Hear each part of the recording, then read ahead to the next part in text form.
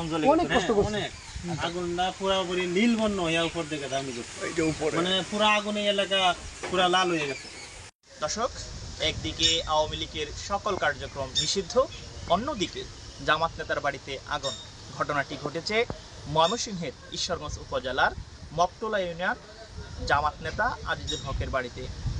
সরজমিনে দেখার জন্য আমি আসছি আজকে। কথা বলবো সরাসরি কিভাবে, কখন, কোন প্রেক্ষাপটে এই আগুন ঘটেছে, তার নেপথ্যে কারা কারা জড়িত আছে, সরাসরি কথা বলার চেষ্টা করব।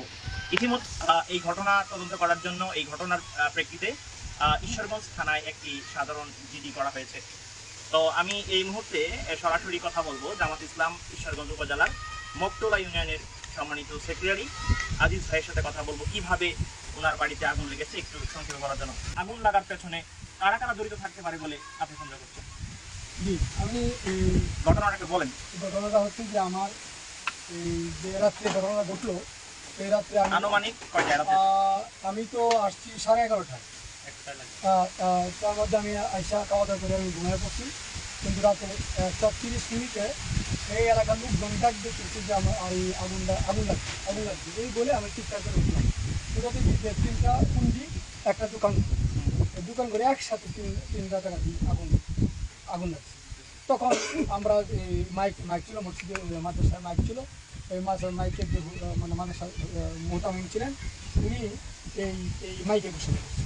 আচ্ছা, আপনার আগুন লাগানোর পেছনে মানে আপনার কি এরকম কেউ আছে যে তারা আপনাকে লাগাইতে পারে সন্দেহ করছেন? দীর্ঘদিন ধরে একটা লোক আমাদেরকে হুমকি দিয়ে আসছে। আচ্ছা আচ্ছা, বিভিন্নভাবে হুমকি দিয়ে রাজনৈতিক ব্যক্তি, সে দীর্ঘদিন ধরে আওয়ামী লীগ করে, অনেক দিন ধরে আওয়ামী লীগ করে, সে অনেক হুমকি দিয়ে আসছে আমাদের। আপনি দেখছেন এই ঘটনাটা?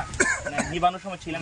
আমি নিজেই নিবাইছি। মানে অনেক আমার এইটা একটা মুদির দোকান ছিল, এই দোকানে প্রায় অনেক জিনিসপত্র ছিল, এখানে ছিল প্রায় আমার অনুমানিক আমার ব্যক্তিগত প্রায় বোধহয় 5-7 লক্ষ টাকার জিনিস ক্ষয়ক্ষতি হয়ে গেছে। আমার ভাইয়ের এনে এটার ভিতরে কাঠ আলংপাতি অনেক কিছু ছিল, আরো পড়ছে ওইদিকে পড়ছে। এটা আপনার মুদির দোকান ছিল, এই মুদির দোকানে অনেক জিনিসপত্র ছিল, জিনিসপত্র সহ সবকিছু পুরো ছারখার করে দিছে। আর এই দিক দিয়ে আমার ভাইয়ের আরো ওই যে মেল ঘর ছিল, মেল ঘরেও আগুন লাগানো হয়েছে। 3টা পুঞ্জি ছিল, বনের কর ছিল, এই 3টা বনের কর একসাথে জ্বালানো হয়েছে। এই বনের এটা আনুমানিক আমরা অনুমান করলাম এই সময় 1টা থেকে 1:30 বাজে। দর্শক, ওনাদের বক্তব্য আমি সুস্পষ্ট। স্বৈরাচার সরকার, পতিত সরকারের দূষর যারা ছিল তাদেরকেই সন্দেহ করছে।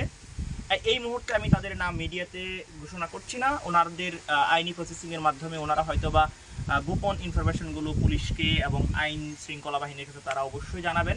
তবে এখানে যতটুকু জানতে পেরেছি যে উনি মূলত জামাতের রাজনীতির সাথে জড়িত ছিলেন, সক্রিয় একজন রাজনীতিবিদ।